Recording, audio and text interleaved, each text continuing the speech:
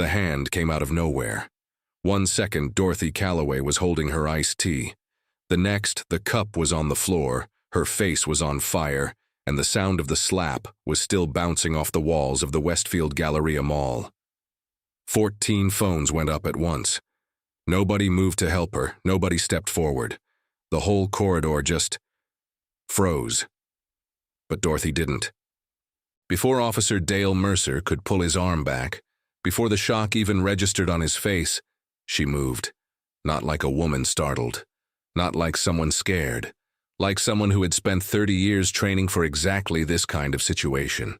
3 seconds later, Dale Mercer, 6 feet tall, 210 pounds, 16 years on the force, was face down on the marble floor. His arm locked behind his back, a 71-year-old woman's knee planted precisely between his shoulder blades. He screamed. She didn't raise her voice. "Don't move," Dorothy said, steady as a surgeon. "You are under containment." Dorothy Ruth Calloway had grown up in Birmingham, Alabama, in a house where the rule was simple. You don't get to be ordinary, not when the world is already trying to make you invisible. Her father was a Baptist pastor. Her mother taught second grade for 31 years and believed, without any doubt, that education was the one thing no one could take from you once you had it. Dorothy had taken that belief and built a life around it, not in a classroom, but in the U.S. Army, where she enlisted at 18 and spent the next 3 decades becoming someone that men twice her size learned to respect in a hurry. She retired as a colonel. 34 years of service, 2 classified commendations, 1 national judo title in the Veterans Over 60 Division, earned quietly, without any fanfare, the same way she had done most things in her life. Now she was 71, living in Clarksville, Tennessee, close to her granddaughter Amara, a 6-year-old who took up more space in Dorothy's heart than anything else left in the world. She had come to the Galleria that Saturday for a coloring book. That was it. A coloring book for Amara and then home to start dinner. Dale Mercer had chosen her the way he always chose people, by instinct, by what he thought he could get away with. He had spotted Dorothy talking to 2 of the mall's security guards near the food court entrance. 8 minutes of calm, friendly conversation, laughing, first-name basis. To anyone paying attention, it was obvious she knew them well. Dale wasn't paying attention. He was looking for something else, the thing his eyes always searched for in a crowd, someone who wouldn't push back. He cut her off in the center corridor, chest forward, jaw set. "Ma'am, I need you to stop and identify yourself." Dorothy looked at him. She had seen men like Dale her entire career, men who used their size as a question and expected the answer to be fear. "On what legal basis?" she asked. That was the wrong answer, for him. He grabbed her arm. She asked again, calmly. He told her to stop asking questions. She looked at his hand on her arm and then back at his face, and something in her stillness seemed to make him angrier, the way a locked door makes certain people angrier than an open one. That was when his hand came up. The videos went online before Dale even made it off the floor. 14 angles, 14 phones. The clearest one, shot by a 16-year-old girl standing 12 feet away, showed the full sequence without interruption, the slap, the half-second pause, and then Dorothy moving with a speed and precision that made people watch it twice just to understand what they were seeing. By midnight, 40 million people had watched it. By the following morning, the name Dorothy Calloway was everywhere. And somewhere in a federal building 3 counties away, a woman named Vanessa Okafor watched the same video on a secure laptop, closed it slowly, and reached for her phone. Because what the 14 cameras had captured wasn't just an assault. It was the most public, most documented, most unavoidable crack in something that had been carefully hidden for 18 months. And it had been cracked open by a 71-year-old woman who had gone to the mall to buy a coloring book. Dale Mercer had no idea what he had just walked into. 3 weeks before the Galleria, Special Agent Vanessa Okafor had sent Dorothy a single encrypted message. "Need your eyes in Clarksville. Nothing official, just eyes." Dorothy had replied in 40 minutes. "Available Monday." That was the whole conversation. They had known each other long enough that anything more would have been unnecessary. What Dorothy knew, and what Dale Mercer absolutely did not, was that his name had been sitting in a federal file for 14 months. Not as a suspect yet, as a pattern. A recurring presence in incident reports that never quite made it to internal affairs. A name that showed up too often, in too many of the same neighborhoods, connected to too many complaints that quietly disappeared. The man behind that pattern was Captain Raymond Voss. Voss had been running the Clarksville PD's Northwest District for 11 years. 53 years old, broad-shouldered, the kind of man who never raised his voice because he never needed to. He had built something patient and invisible, a system where certain officers in certain neighborhoods could stop who they wanted, pressure who they wanted, and collect what they wanted, as long as the paperwork stayed clean and the complaints stayed buried. Dale was his best instrument, not because Dale was smart, because Dale was consistent. He knew which doors to knock on, which people to lean on, which version of events to write in the report afterward. He had been doing it for years without a single formal consequence. His preferred targets weren't random. Young black soldiers leaving Fort Bragg on weekends, families on Colton Street where rent was cheap and nobody had a lawyer on speed dial, elderly residents who didn't know their rights well enough to push back, people who, in Dale's private calculation, had the least institutional leverage. One of those people was Darnell Price, 22 years old, Army private, stopped illegally on Route 41 in February. Dale had taken $800 from him on the side of the road at 10 o'clock at night. Darnell had paid without a word, convinced that silence was the safest option. He didn't know the FBI already had his name in a witness file. The day of the Galleria, Dorothy's actual assignment had nothing to do with Dale. She was there to observe a handoff, a City Hall employee and a middleman connected to Voss, scheduled to meet near the East Entrance food court at 2 in the afternoon. Low-risk surveillance. The kind of work that required patience and a face that nobody would look at twice. She had arrived at 1:47 p.m. She bought her iced tea. She said hello to Thomas Riley and Carlos Mendez, 2 mall security guards she had spoken to every week for 2 years while building the quiet, invisible groundwork that federal operations require. She bought Amara's coloring book. She was 20 minutes from leaving. Then Dale stepped in front of her. The FBI's undercover agent, a 32-year-old man in civilian clothes sitting on a bench near the food court with an untouched coffee, watched the entire thing from 12 meters away. He had his hand near his jacket for the first 8 seconds. Then he watched Dorothy handle it and slowly moved his hand back to his lap. He reported it to Vanessa Okafor in real time, through the earpiece Dorothy wore under her pearl earring. What he said was, "She's got him." What Vanessa said back, after a pause, was, "I know. Stay on the original target. Don't move." By the time Dale Mercer was being helped off the mall floor by 2 of the same security guards Dorothy had greeted by name, the handoff near the East Entrance had been photographed, time-stamped, and transmitted to a secure federal server. The operation continued without interruption. Dale was taken in for processing, loud and furious, already building the version of events he planned to tell. He asked for his union rep. He asked for Captain Voss.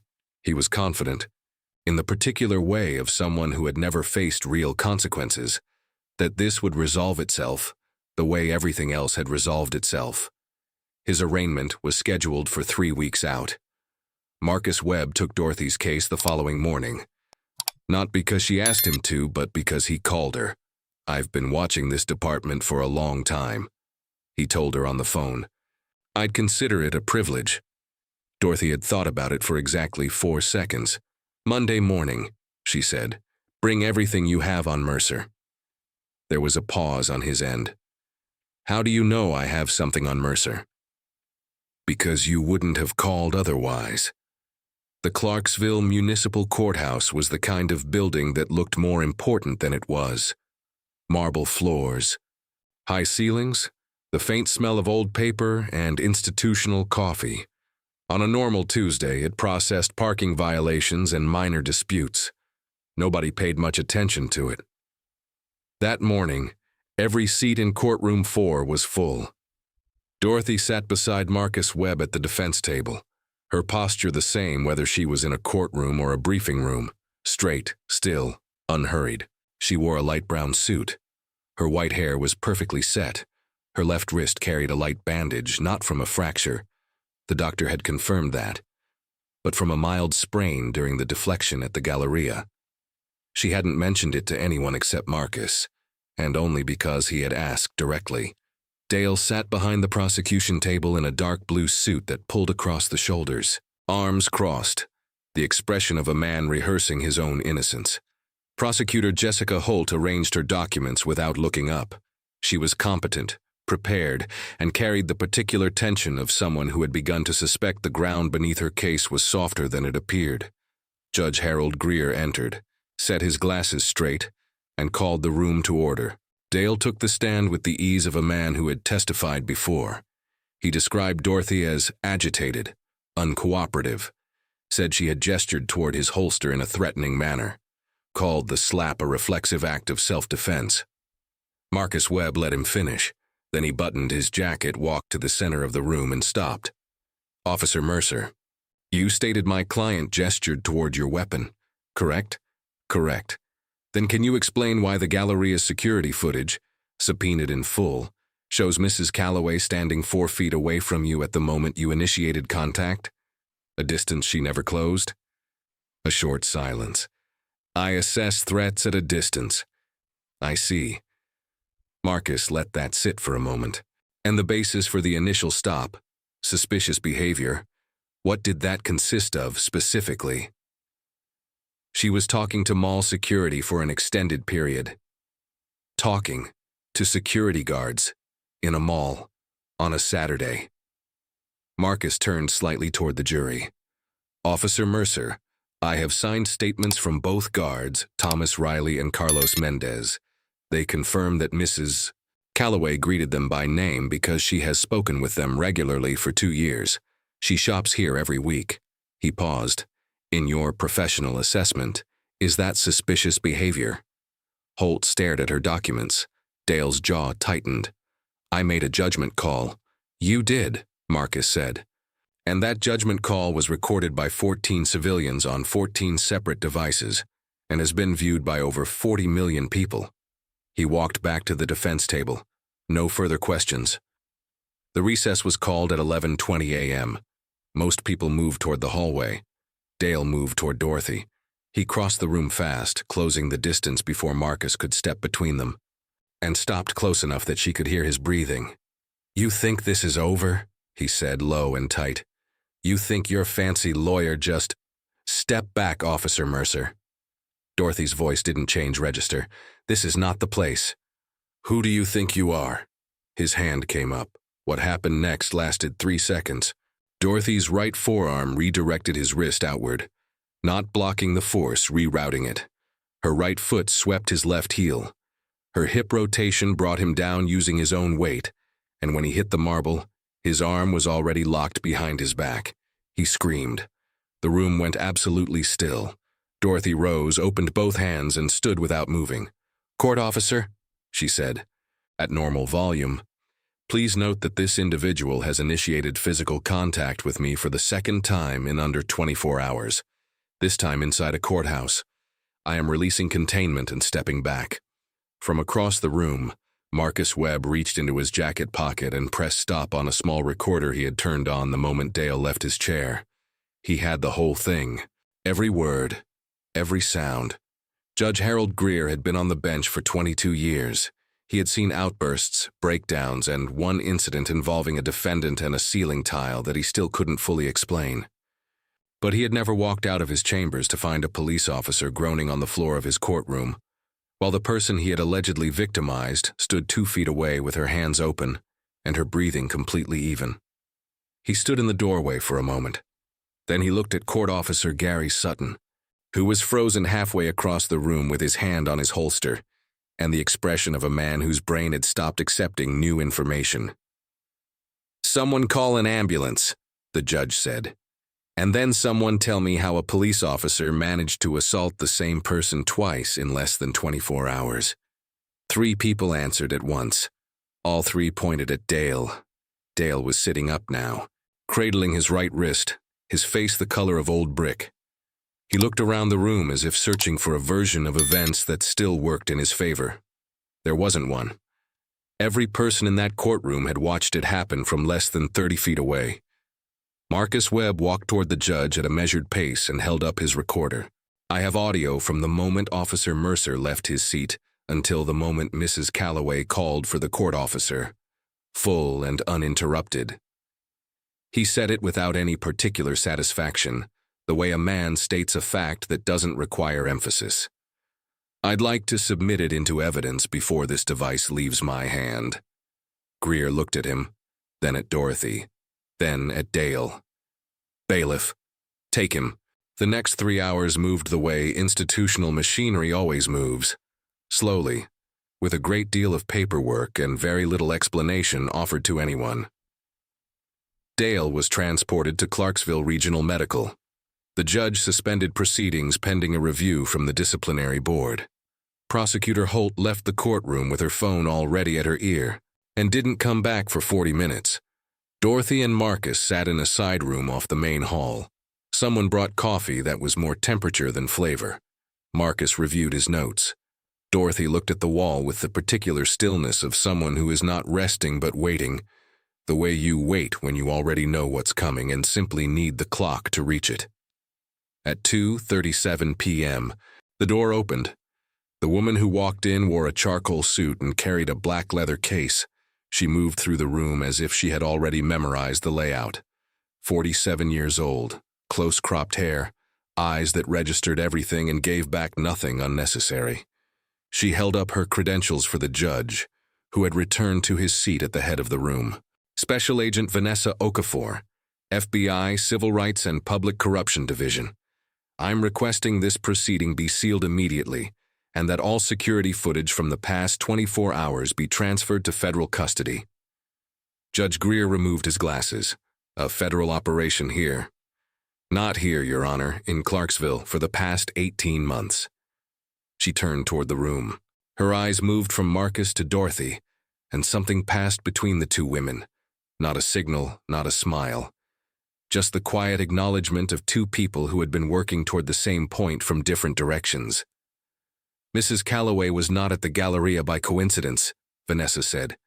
She was providing surveillance support for a joint FBI and Army criminal investigation operation targeting an organized corruption network inside the Clarksville Police Department. She set the leather case on the table. That network is led by Captain Raymond Voss. Officer Mercer is his primary field operator. The room held its breath. Marcus turned slowly toward Dorothy. She was looking at Vanessa with the calm of someone hearing a speech they already know by heart. You knew all of this from the start, Marcus said quietly. Not an accusation, just the sound of a man recalibrating everything he thought he understood about the past 3 weeks. Dorothy picked up her coffee cup. I knew most of it, she said. Dale Mercer was a surprise. She paused. A useful one. Prosecutor Jessica Holt had been standing against the back wall for the last 4 minutes without saying a word. She was a careful woman, methodical. She had built her career on knowing exactly what she was walking into before she walked into it. And right now, she was looking at Vanessa Okafor with the expression of someone who had just understood, with complete clarity, that she had been standing on the wrong side of a room she didn't even know existed. Vanessa turned to her last. Miss Holt. Her voice carried no judgment, but no softness either. The FBI understands that you filed charges against Mrs. Calloway without knowledge of the federal operation. That distinction matters. A short pause. There is a cooperation agreement available. If you're willing to sit down with us today. Holt nodded. One slow movement. The nod of someone who has just spotted the only door left in a room that keeps getting smaller. I'll sit down, she said. Dale Mercer was in bed 4 at Clarksville Regional when Captain Raymond Voss walked in and closed the door. Dale expected reassurance. That was how it had always worked. Something went sideways. Voss appeared and the problem got managed. Quietly, efficiently, without leaving marks. Voss pulled a chair close and sat down. He opened a folder and turned it so Dale could see. A federal search warrant. Dale's home address printed at the top. "They've already been inside," Voss said. Dale stared at the paper. "They found the envelope in your desk drawer. $8,300 in cash. The secondary phone with the messages to Sergeant Finch. And a notebook." Voss closed the folder. "A handwritten notebook, Dale. Names, dates, amounts. Every stop. Every collection." He set the folder on the bedside table with the particular care of a man setting down something he no longer wants to touch. "You kept a paper record. For years. And you never told me." "I can explain. Not to me." Voss stood. "The federal prosecutor has the notebook. Darnell Price's attorney is already in the federal building with a full statement, and the FBI has footage of every contact you made in the last 8 months. Dale's mouth opened, closed. "What about you?" he finally said. "What happens to you?" Voss walked to the door and stopped with his back to the room. 3 days after your incident at the mall, the FBI showed me what they had. When a man realizes there's no exit, he finds the one door still slightly open and walks through it before that closes too. He didn't turn around. You never knew how to recognize that moment. The door shut. The cardiac monitor beside the bed began to climb. Dale looked at the ceiling for a long time. The room was very quiet. The warrant was still sitting on the bedside table, and no matter how many times he looked away from it, it was still there when he looked back. Outside the window, Clarksville went about it Saturday like nothing had happened. The FBI field office in Nashville occupied the 4th floor of a building that looked from the outside like every other federal building, gray, rectangular, designed to discourage curiosity. Inside, on a Tuesday morning 11 days after the Galleria incident, Vanessa Okafor spread the contents of Dale Mercer's notebook across a long table and let the room go quiet for a moment. There were 41 names. Some had dollar amounts next to them. Some had dates. A few had short notations in Dale's handwriting, abbreviations that had taken the FBI's document analyst less than 2 hours to decode. NR meant no resistance. RP meant repeat payment. VK meant Voss knows. That last one appeared beside 19 names. Vanessa circled it with a red pen and set the notebook back down. 19 documented instances where Voss had direct knowledge, she said to the 2 agents across the table. And he cooperated with us to avoid being entry number 42. She didn't say it with anger, just precision. The way you describe a system that worked exactly as badly as you always knew it would. Darnell Price was 22 years old and had the posture of someone who had been carrying something heavy for a long time and was only now being told he could put it down. He sat across from Vanessa in a small interview room, hands flat on the table, and described the night on Route 41 in February with the kind of detail that only comes from a memory you've replayed too many times. The stop. The flashlight in his eyes, Dale's voice telling him there were 2 ways this could go. The envelope, the drive back to base in silence, watching his rearview mirror the whole way. "I didn't tell anyone," Darnell said. "Not my CO, not my parents. I just thought, if I keep quiet, it's done." "It wasn't done," Vanessa said. "He marked you as RP, repeat payment. He planned to come back." Darnell looked at the table. "I know," he said quietly. "I figured that out about 3 weeks later when I saw him parked outside the base gate. Just sitting there, not doing anything, just making sure I saw him." He looked up. "Is he going to prison?" Vanessa held his eyes. "Yes," she said, "for a long time." Darnell nodded slowly, and something in his shoulders, some tension that had been living there since February, released by a fraction of an inch. Dorothy arrived at the Nashville field office at 4 in the afternoon. Vanessa met her at the elevator, and they walked to the end of the hall where the conference room overlooked the street below. 2 cups of coffee were already on the table. Neither woman needed small talk. 41 names in the notebook, Vanessa said. "I expected more," Dorothy said. "He probably didn't write all of them down. The ones he didn't are going to be harder to build." Vanessa sat across from her. "Voss gave us the operational structure in exchange for the cooperation deal. Financials, chain of command, the arrangement with Sergeant Finch, solid material. But Dale's field work, The individual stops, the collections, that's all on him. And the 41 names? We're working through them. Some will testify, some won't, not yet. Vanessa paused. Darnell Price will. He came in this morning without being asked a second time. Dorothy wrapped both hands around her coffee cup. He's 22 years old, and he drove back to his base in silence after handing over $800 on the side of the road at night, she said. He testified because someone finally told him the system was working for him instead of against him. She set the cup down. Make sure he knows that didn't happen by accident. Vanessa looked at her for a moment. The federal indictment is ready. We file Thursday. Dorothy nodded. And the trial date? 4 months out. Judge Ashby in Nashville.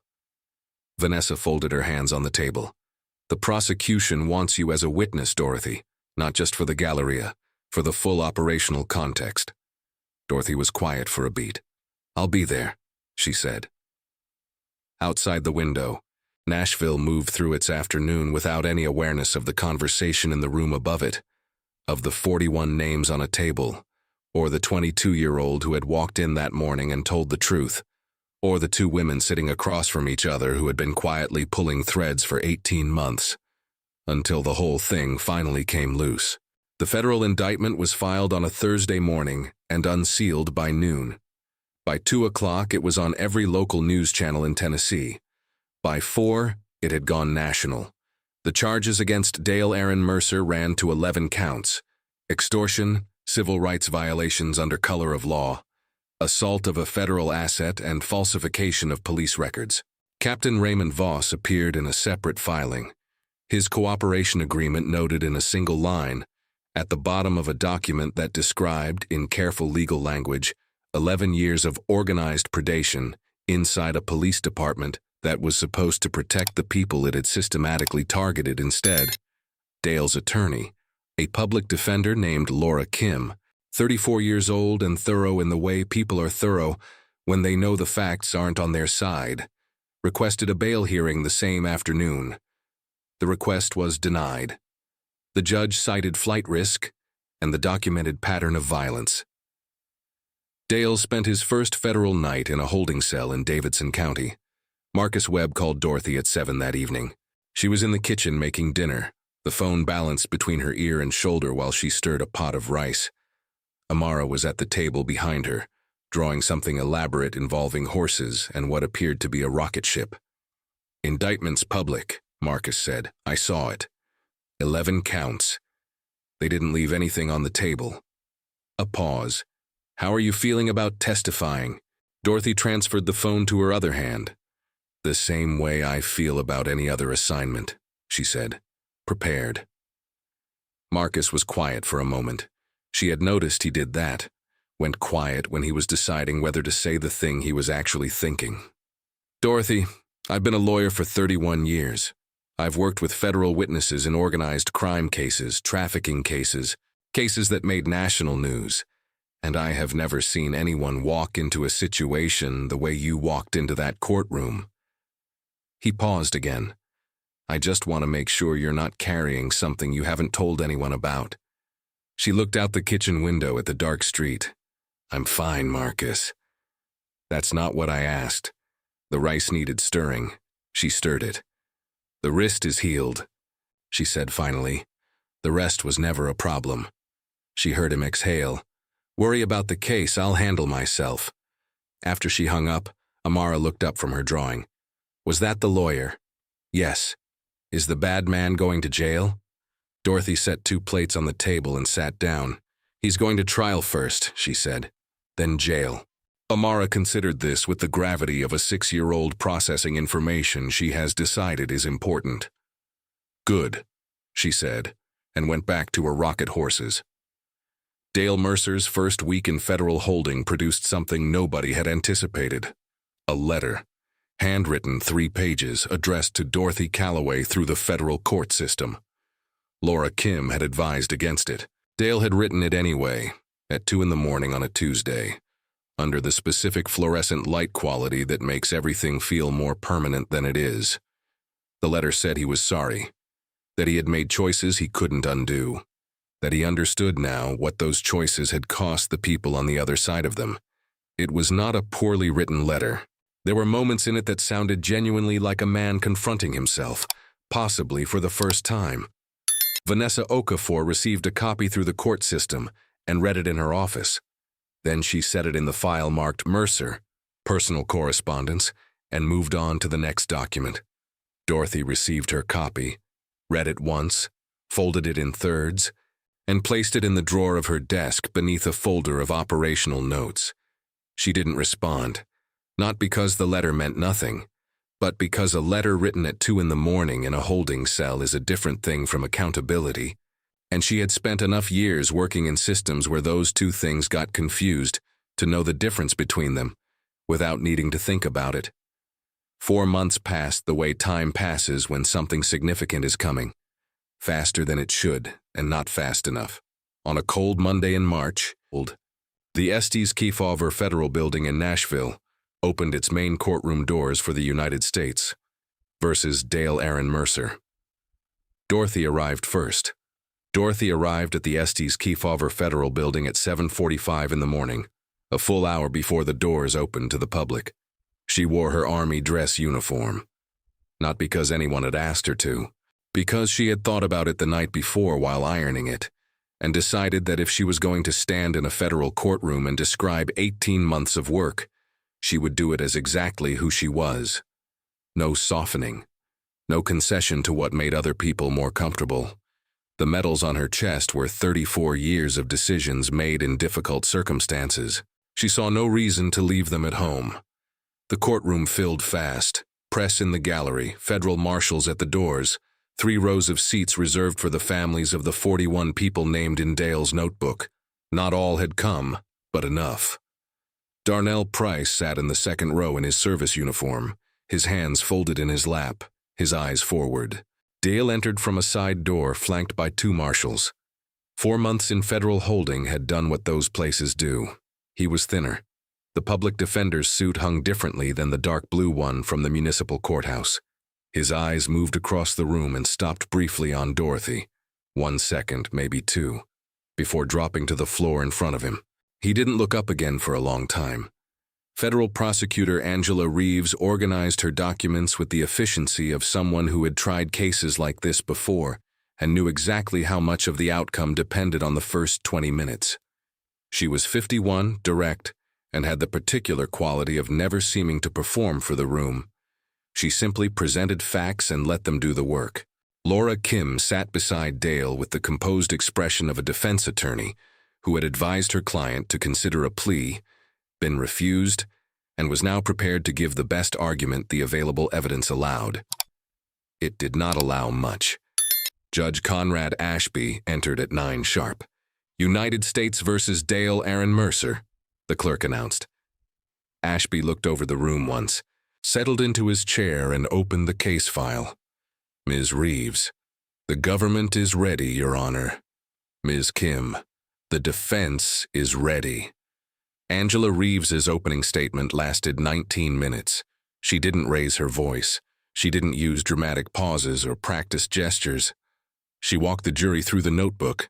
Not all 41 names, but enough of them, enough detail, enough of the pattern, in the flat, factual language of someone describing a machine and explaining how each part worked. She said Dale Mercer had not made mistakes. She said he had made choices, repeatedly, over years, with full knowledge of what he was doing, and confidence that nothing would stop him. Then she said the government would prove that confidence was wrong. Laura Kim's opening statement lasted 8 minutes. She argued that Dale had operated within a culture created and enforced by his superiors, that the responsibility was institutional, not individual, that a man shaped entirely by a corrupt system deserved the court's consideration of context. It was a reasonable argument. The jury listened to it carefully. Then Angela Reeves stood up for her first witness. The government calls Colonel Dorothy Ruth Calloway, United States Army, retired. Dorothy stood from the first row, straightened her jacket by habit, and walked to the stand. The room was very quiet. She settled into the chair, adjusted the microphone once, and looked at Angela Reeves with the same expression she had held through every other moment of the past 4 months. Steady, present, and entirely unmoved by the weight of the room around her. Darnell Price, in the second row, sat a little straighter. "Colonel Calloway," Angela Reeves said, "please describe for the court the nature of your assignment in Clarksville." Dorothy spoke for 41 minutes without notes. She described the operation from its origin, the pattern of complaints that had accumulated in federal databases over 14 months, the decision to place a human asset inside the community rather than rely solely on electronic surveillance, the specific neighborhoods Dale had worked, the method he used to select his targets. She named dates, amounts, and locations with the precision of someone reciting from a document she had long since memorized because she had written it. The jury watched her without looking away. When she reached the Galleria, she shifted registers without pausing. Same voice, same pace, same absence of anything performed. At approximately 2:08 p.m., the subject approached and initiated an unlawful stop. I requested the legal basis for the detention. The subject responded by making physical contact with my face, an open hand strike, left side. She looked at the jury. I assessed the environment, the number of witnesses present, and the level of ongoing threat. I applied standard judo immobilization protocol, minimizing permanent injury to the subject while neutralizing the immediate situation. Someone in the gallery shifted. A juror in the second seat leaned forward slightly. "And the second incident," Angela said, "in the municipal courthouse. Same assessment, same decision, same result." Laura Kim took her time getting to her feet for the cross-examination. It was a technique, not stalling, but signaling to the jury that what was coming required careful thought. Dorothy recognized it immediately and waited. "Colonel Calloway," Laura began, "you were present in Clarksville for 18 months in an unofficial capacity, conducting surveillance on a police department without their knowledge. Would you agree that creates an inherently adversarial dynamic?" "I would agree that it creates an investigative one," Dorothy said. "Those are different things. But the department wasn't informed. Corruption investigations don't announce themselves to their targets. If they did, they wouldn't be investigations." Dorothy's voice remained level. "The department wasn't informed because the department was the problem." Laura moved on. "You have 2 national judo titles and 34 years of military service, including hand-to-hand combat instruction. Would you say you are an exceptionally trained individual?" "I would say I'm adequately trained for the situations I've encountered." "And yet Officer Mercer, who was not aware of your background, approached you in what he believed was a routine stop. He struck a 71-year-old woman in the face in a public shopping mall," Dorothy said. "Not loudly, not sharply, just clearly. Whatever he believed about who I was does not change what he chose to do." The courtroom was very still. Laura looked at her notes for a moment, then closed the folder. No further questions. Darnell Price took the stand that afternoon. He was 22 years old, and he told the truth in a clear, unbroken voice that did not waver once. Not during Angela's questions, not during Laura's cross-examination, not when Laura suggested that perhaps his memory of the evening on Route 41 had been influenced by the months that followed. "I remember every detail," Darnell said quietly. "When something like that happens to you, you don't forget it. You just learn to carry it." Angela Reeves had no redirect. The words were already doing everything they needed to do. When Darnell stepped down, he walked past the defense table without looking at Dale. He returned to his seat in the second row, sat down, and stared at a fixed point on the wall ahead. The posture of a man who has just put something down that he has been holding for a very long time. Dorothy, seated in the first row, did not turn around, but her right hand, resting on her knee, closed briefly into a fist, then opened again.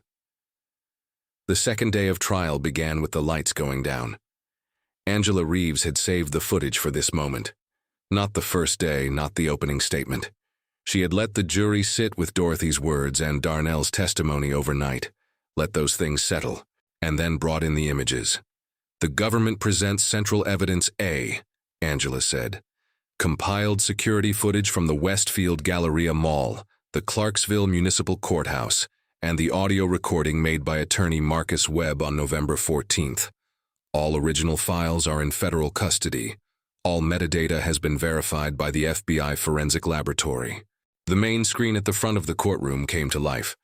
The first video was the Galleria corridor. Wide angle, 4K resolution, timestamp running in the lower corner. The image was steady and completely clear. Dorothy walking, the iced tea in her hand. Dale appearing from the left side of the frame with the forward momentum of someone who has already decided how the next 2 minutes are going to go. The jury watched the conversation. Watched Dorothy stand still while Dale moved closer. Watched the moment his hand came up. The surveillance footage had no ambient sound, but the movement was so clear, so unambiguous, that the absence of audio didn't matter. Several jurors' expressions changed in the same second. Not dramatically, just the small, involuntary shift of a face absorbing something it didn't want to be true. Then the 3 seconds. Angela had requested the footage at half speed for this portion. The jury watched Dorothy's forearm redirect Dale's wrist, watched the heel sweep, watched the hip rotation bring 210 pounds to the marble, with a precision that looked, even at half speed, almost geometric.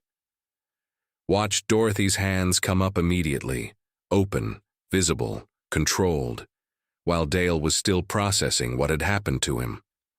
A juror in the back row, a man in his 60s with the weathered hands of someone who worked outdoors, leaned forward and stayed there for the rest of the clip. The second video was the courthouse hallway camera. Angle from above and to the right, slightly grainier but sufficient. Dale crossing the room, closing the distance to Dorothy. The body language of a man who believed in that moment that he still had leverage over something. Then the same sequence, 3 seconds, same result. Angela let the footage run for 4 seconds after Dale hit the floor, long enough for the jury to watch Dorothy step back, raise her hands, and request the court officer, in a voice that the courthouse microphones had caught clearly enough to confirm she had not raised it. The audio from Marcus Webb's recorder played last. Dale's voice was unmistakable. The words he had chosen before initiating the second assault, the specific language of a man who was not confused or frightened but simply furious at being held accountable, filled the courtroom without any accompanying image. The jury listened in complete silence. When the recording ended and the lights came back up, Angela Reeves did not say anything for a full 5 seconds. She let the room sit in what it had just witnessed. Then she turned to Judge Ashby. "The government rests, Your Honor." Laura Kim's closing argument was precise and honest. She had the integrity not to pretend the evidence was something other than what it was. She returned to her institutional argument, the culture created by Voss, the context of a man formed entirely by a system designed to protect itself. She was not wrong that the system existed. She was simply unable to answer for the notebook, for the 41 names written in Dale's own hand, for the abbreviations NR, RP, VK that described a method, a pattern, a deliberate architecture of harm built and maintained by one person across years. Angela's closing lasted 12 minutes. She read 4 names from the notebook, not all 41, just 4, a retired postal worker from Colton Street, a 19-year-old college student, an Army corporal, and a grandmother of 3 who had paid Dale $200 on a Wednesday afternoon, rather than risk what he had implied would happen if she didn't. She asked the jury to hold the image of those 4 people alongside everything else they had seen and heard. Then she sat down. The jury was out for 38 minutes. When they returned, the 4-person, a woman in her 50s who had not looked at Dale once during the entire trial, read the verdict in a clear, steady voice. Guilty, on all 11 counts. Dale sat without moving. Dorothy, in the first row, did not react. She had learned over a long career to receive outcomes without performing feelings about them. The work was done or it wasn't. This one was done. Darnell Price. 2 rows back, closed his eyes for a moment. Then he opened them, stood with the others as the judge exited, and walked out of the courtroom into the hallway where the afternoon light was coming through the windows at a low angle, and stood there quietly for a while. The sentencing hearing was scheduled for a Tuesday morning 6 weeks after the verdict. It was the kind of cold that arrives in Tennessee in late winter and stays longer than it should.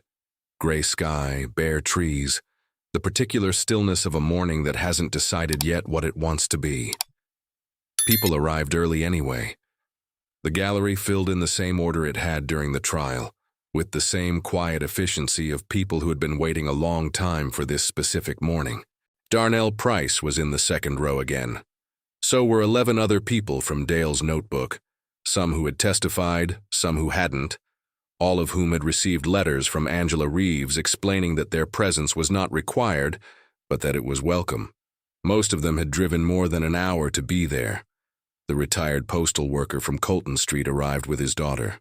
The grandmother of 3 came alone and sat in the aisle seat with her hands folded in her lap, and her eyes fixed on the front of the room. Dorothy sat in the first row in her dress uniform. Dale entered from the side door. 6 weeks had added something to what 4 months in federal holding had already done. He moved differently now, not the deflated shuffle of the verdict day, but something quieter. The particular stillness of a man who has stopped arguing with something and is now simply living inside it. Laura Kim sat beside him. She had filed every motion available to her in the weeks since the verdict, each one carefully constructed, each one denied. She had done her job completely, and it hadn't been enough. And she carried that with the professional composure of someone who understood that the outcome of this case had been determined long before she entered it. Judge Conrad Ashby took his seat and opened the sentencing file. He looked at it for a moment without speaking. "Mr. Mercer," Ashby said, "you were given authority over other people's safety. That is not a small thing. Most people who receive that authority understand its weight and carry it accordingly." He set the file down. "You used it as a tool to take from people who trusted that the badge you wore meant something." Dale sat with his hands flat on the table. "The court has reviewed the victim impact statements submitted by 14 individuals named in your records. It has reviewed the operational history provided by the FBI. It has reviewed your service record, your commendations from the early years of your career, and the cooperation agreement entered by Captain Voss." Ashby paused. "It has also reviewed the letter you wrote to Colonel Calloway from Federal Holding." The room was completely still. "You asked, in that letter, whether it was too late to be something different." Ashby's voice carried no cruelty, but no softness either. "I cannot answer that question for you. What I can tell you is that the time for that question was not in a holding cell after a federal conviction. It was every morning you put that uniform on and chose what to do with it." Dale's hands were trembling slightly. Laura Kim had prepared a statement for him to read, measured, specific, accounting for each count without minimizing any of them. Dale had rewritten it twice the night before.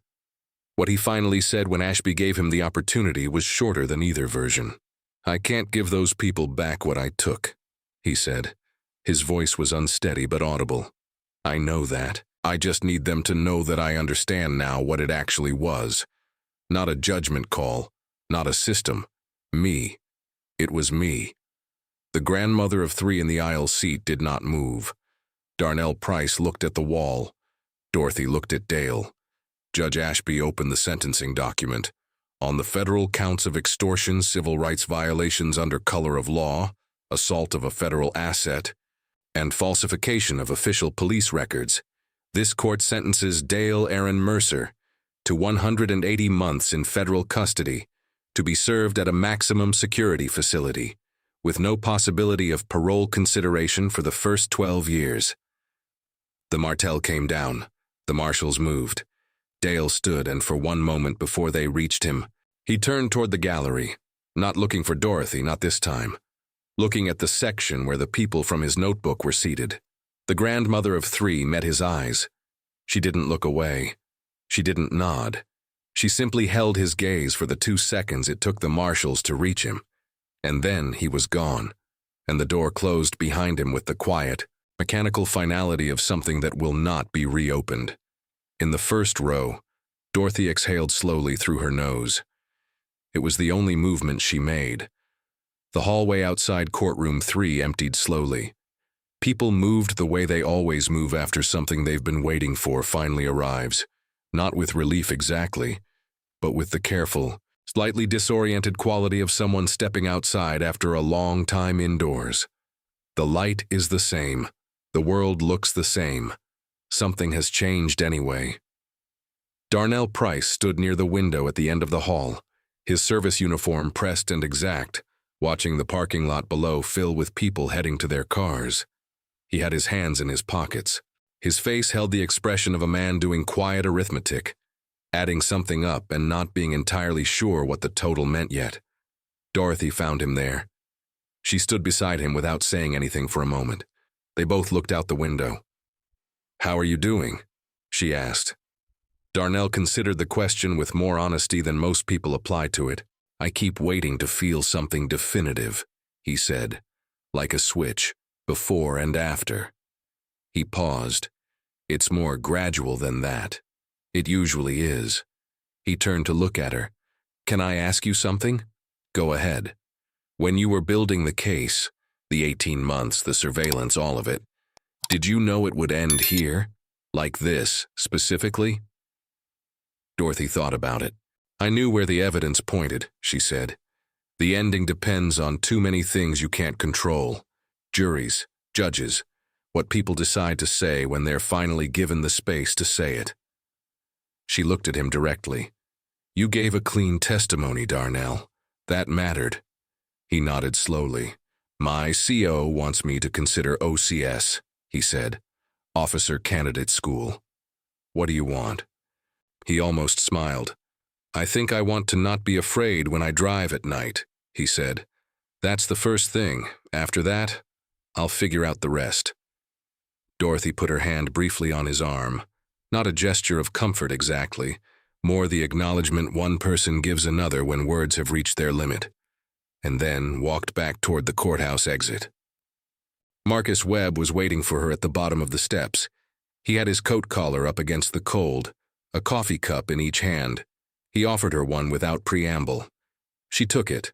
They stood on the courthouse steps and looked at the gray sky for a moment. 180 months, Marcus said, 15 years. Voss got 8. Voss gave them the architecture. That has value in a prosecution. She sipped her coffee. "It doesn't feel clean. It isn't supposed to." Marcus was quiet for a beat. "What happens to the 41 names now?" "The ones who testified are on record. The ones who didn't. Some of them will come forward eventually now that the case is closed in public. Some won't." Dorothy looked down the street. "The department is under a federal consent decree for the next 5 years. Independent monitoring, mandatory reporting, revised use of force training. It's not enough. It's a start." "And Clarksville?" She turned the coffee cup in her hands. Clarksville was doing what cities do, absorbing damage quietly and hoping it would stop on its own. She paused. "It doesn't stop on its own. Someone has to make it stop." Marcus looked at her for a moment with the expression he got when he was deciding not to say the obvious thing. "Vanessa called me this morning," he said instead. "She mentioned you've already been briefed on the next assignment. She talks too much." "Dorothy, I have 2 weeks," she said. "I'm going home to see my granddaughter." She finished her coffee, set the cup on the railing, and walked down the last 2 steps to the sidewalk below. Marcus watched her go, straight-backed, unhurried, entirely herself, until she turned the corner and was gone. The cold air moved through the empty courthouse steps. Somewhere above the city, the gray sky was beginning slowly to break apart. Dorothy was home by 4 in the afternoon. Amara heard the car in the driveway and was at the front door before Dorothy had her keys out of the ignition. 6 years old, and completely without any concept of composure, which Dorothy had always considered one of her finest qualities. She came down the porch steps at a speed that suggested no awareness of gravity, and hit Dorothy at full force somewhere around the midsection. Dorothy caught her without stumbling. "You were on the news again," Amara announced into her coat. "I know. Mrs. Patterson at school said you were very brave. Mrs. Patterson is kind. I told her you were always like that."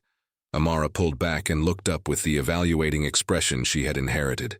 Dorothy suspected, directly from her mother. "Are you tired?" Dorothy considered the question honestly. "A little." "Okay." Amara took her hand and pulled her toward the door. "I made a list of things we're doing this week." The list was taped to the refrigerator with a piece of blue painter's tape. It was written in the large, careful handwriting of someone who had recently learned that letters had specific shapes and took that responsibility seriously. It read, Monday, pancakes in the park. Tuesday, library. You pick the book. Wednesday, movie. I pick. Thursday, baking, chocolate. Friday, surprise, secret. Dorothy stood in front of it for a long moment. "What's the surprise on Friday?" Amara looked at her with complete seriousness. "If I tell you, it's not a surprise." Dorothy put her coat on the hook by the door, set her bag down, and went to wash her hands. "Fair enough," she said. The 2 weeks moved differently than time usually moved for Dorothy. Slower in the mornings, faster in the afternoons, with an evenness to the days that she hadn't realized she needed until she was inside it. They made pancakes on Monday. They went to the library on Tuesday, and Dorothy chose a book about a woman who had sailed alone across the Atlantic in 1969, which Amara pronounced interesting but also concerning because of the sharks. Wednesday's movie involved animated characters she couldn't name, but whose emotional stakes were apparently very high, based on Amara's running commentary throughout. Thursday, they baked chocolate cookies and burned the first batch slightly, and ate them anyway. Friday, Amara led her to the backyard with both hands over Dorothy's eyes and positioned her in front of a bird feeder. Small, painted unevenly in red and yellow, hung from the lowest branch of the oak tree with a piece of garden twine. "I made it at school," Amara said, "for when you're home." Dorothy looked at it for a moment without speaking. "So the birds come," Amara added, in case the purpose wasn't clear. "I see that. And then you have something to look at when you drink your coffee in the morning." She paused. "Because you always look out the window anyway, so I thought you should have something good to look at." Dorothy crouched down to Amara's level, something her knees registered as a suggestion rather than a complaint, and looked at her granddaughter directly. "Thank you," she said. Amara studied her face with that particular 6-year-old intensity that doesn't know yet how to be subtle. "Are you going to cry?" "No. Your eyes look like you might." "I'm not going to cry, Amara." "Okay." She seemed satisfied. "Can we have the rest of the cookies?" On the last evening, Dorothy sat at the kitchen table after Amara was asleep and wrote 2 letters by hand, something she did rarely, and only when the matter required permanence. The first was to Darnell Price. It said that OCS produced good officers when the right people went through it, and that she had known a number of them, and that she hoped he would consider it seriously, and that she would write a letter of recommendation without being asked if he decided to apply. The second was shorter. It was addressed to the families of the people in Dale's notebook who had not yet come forward. Vanessa's office would distribute copies through the consent decree monitoring team. It said simply that the case was closed, that what had happened to them was documented and on record, and that they didn't owe anyone their story, but that if they ever wanted to tell it, someone would listen. She sealed both envelopes and left them on the counter. Then she took her coffee to the window and looked out at the dark backyard, where the bird feeder was a small shape against the oak tree, and stayed there until the coffee was gone. Dorothy was up at 5:15. She hadn't set an alarm. She rarely needed to. Her body had kept military hours for so long that sleeping past 5:30 felt less like rest and more like falling behind something she couldn't name. She made coffee, stood at the kitchen window, and watched the bird feeder in the gray pre-dawn light. A chickadee arrived at 5:42, considered the situation, and left. Came back 3 minutes later with what appeared to be a firmer commitment. Dorothy watched it and drank her coffee and didn't think about anything in particular, which was the closest she got to genuine rest. Her bag was already packed, had been since the night before, a habit from 34 years of being ready to move before the reason to move was fully explained. Vanessa had sent the briefing documents 2 days earlier, encrypted, to the same address she had used 18 months ago when this had all started. Dorothy had read them twice, made 3 handwritten notes, and burned the paper in the kitchen sink the way she had been doing with sensitive documents since before Vanessa Okafor was in high school. The new assignment was in a different state, a different department, a different network, or rather a different branch of the same kind of network, the kind that grows wherever oversight is thin and accountability is optional. The specific details didn't matter yet.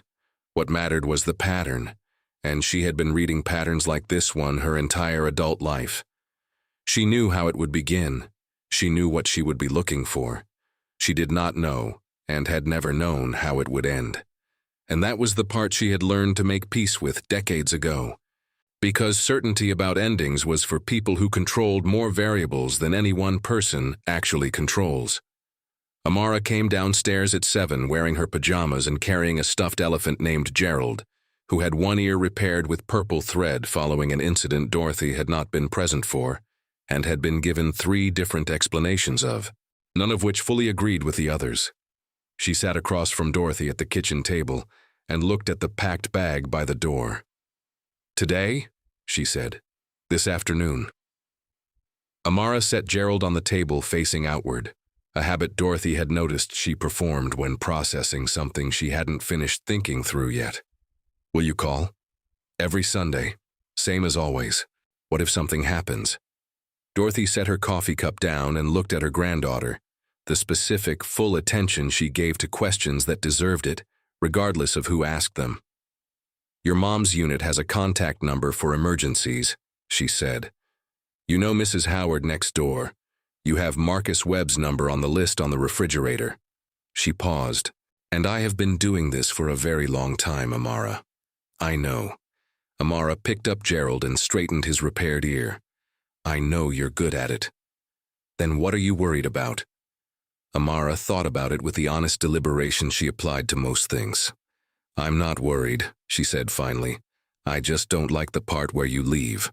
Dorothy reached across the table and covered Amara's small hand with hers. "Neither do I," she said. "That part doesn't get easier, but it doesn't mean the leaving is wrong." Amara considered this for a moment, then nodded with the gravity of someone filing important information away for later use. "Can we have pancakes before you go?" "We can have pancakes." The cab arrived at 2:15. Dorothy carried her own bag to the door. Amara reached for it and Dorothy let her hold one end, which satisfied the principle without the practice. They stood on the porch for a moment in the thin afternoon light. "Feed Gerald while I'm gone," Dorothy said. Amara looked at her. "Gerald is a stuffed animal, Vovo. I know what Gerald is." Amara almost smiled. Almost. Dorothy kissed the top of her head, picked up the bag and walked to the cab without looking back. Not because leaving was easy, but because she had learned, long ago, that prolonging the moment of departure didn't make it smaller. It just made it longer. The cab pulled away from the curb. Through the rear window, the house grew smaller. The porch, the oak tree, the bird feeder turning slightly in the wind, and then the road curved and it was gone. USP Hazleton, West Virginia, 6 weeks after sentencing. The fluorescent light in the common room flickered once every few minutes with the persistence of something that had been reported and never fixed. Dale Mercer had stopped noticing it after the first week. There were larger things to get used to. He sat at a table near the window, the one spot in the room where, at a certain hour in the afternoon, actual daylight came through at an angle that felt almost like the outside world. He had learned to be at that table by 2:15 if he wanted the seat. He had a notebook open in front of him, not like the other one. This one had been given to him by the facility chaplain, a quiet man named Father Osei, who visited on Thursdays and never pushed anything on anyone, but always seemed to have exactly the right thing in his coat pocket when someone needed it. Dale had been writing in it for 3 weeks. Not explanations, not appeals, just the names, all 41 of them written one per page, with as much of what he remembered about each encounter as he could bring himself to put down. What he had said, what they had said back, what their faces had looked like. It was not a comfortable exercise. It was the only one that felt true. Clarksville, Tennessee. Same afternoon. The bird feeder had drawn 4 regular visitors by the 3rd week of Dorothy's absence. 2 chickadees, a house finch, and a cardinal that arrived every morning at exactly 6 and stayed for precisely 11 minutes, which Amara had timed on 3 separate occasions and reported to Dorothy during their Sunday call with the seriousness of a field researcher presenting findings. Mrs. Howard from next door checked in every afternoon. Marcus Webb had called twice, once about a procedural update on the consent decree monitoring, once about nothing in particular, which Dorothy suspected was the actual purpose of both calls. Darnell Price had submitted his OCS application on a Wednesday morning and emailed Dorothy a copy of the confirmation without any accompanying message, which she understood perfectly. Dorothy's cab stopped in front of a federal building in a city she would not name even in the encrypted messages she sent Vanessa. She stepped out, collected her bag, and stood on the sidewalk for a moment looking up at the building's unremarkable facade. Inside was a file, a pattern. 40 years of experience told her exactly what the next weeks would look like, the slow accumulation of details that individually meant nothing and collectively meant everything. The patience required, the precision. She had packed for 3 weeks, which meant she expected to be there 5. She went inside. At the end of the first day, she sat in a small rented room and called Amara on schedule. The cardinal came again, Amara said immediately before hello. 6 o'clock, 11 minutes. I think he's reliable. Cardinals usually are. Gerald has a loose eye. Mrs. Howard sewed it back, but it's a little crooked now. Gerald has been through a lot.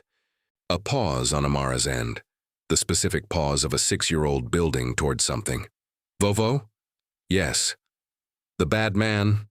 Is he going to stay in jail? Dorothy looked at the wall of the small rented room. Outside the window, the city moved through its evening without knowing she was in it. For a long time, she said. And the other people, the ones he hurt. Are they okay?